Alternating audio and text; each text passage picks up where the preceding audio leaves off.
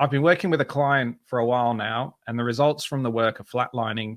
I'm struggling to stay motivated. Any tips, Ben? Yeah, it's a tricky one, isn't it? Clients can be the best and they can be the absolute worst, all in one day, in a week, in a month. So what do you do when you have a tricky client? It is very hard. I suppose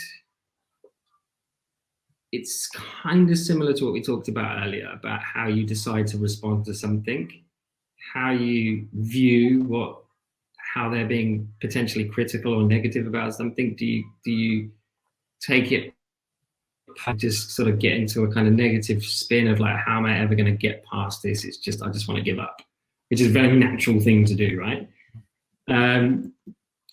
So again, it's probably trying to have that self-belief, doing the things Katie talked about earlier, going for a walk, switching gears, getting fresh inspiration, reaching out to that friend of yours who's inspiring, reaching out to that friend of you who might be able to give you a different perspective. But then again, challenging yourself to think differently about the problem in front of you. Why do they not like it?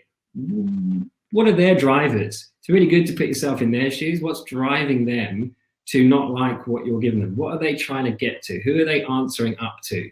Do they have people above them that don't like it? Or are they second guessing the people above them? Or is it, so it's analyzing, taking yourself out of that situation that's right in front of you, giving yourself the mental space to have a break and come back to it, and then thinking about it from their perspective. Put yourself in their shoes, try and understand what's driving them, and then try to come back with a new creative response. Again, so many different ways of approaching it, but that's just one kind of mental model of thinking about how to kind of cope with it. Right. Anything you want to add, Katie? Keeping things fresh? Look, I don't know. I know that I certainly can't speak to the creative process, but I can speak to managing self and I can speak to managing conflict. And I hear there's a bit of conflict. You think you're getting it the right way and they don't think you're getting it the right way. Is that kind of where we are with the question, with presenting something and they're not sure? And there's always three energies in any conversation, right? There's mine, there's yours, and there's the co-creative space in the middle. And I'm a huge believer in honesty and transparency and authenticity. And that probably sounds something like, hey, Andy, this isn't converting in the way that I would normally expect it to.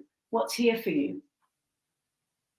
Because I'm going to be better informed when I understand more about your process, and then I'm going to be more likely to get it right. And I'm also going to feel more empowered because it's going to be out in the open. It's not going to be a hidden something that I don't know.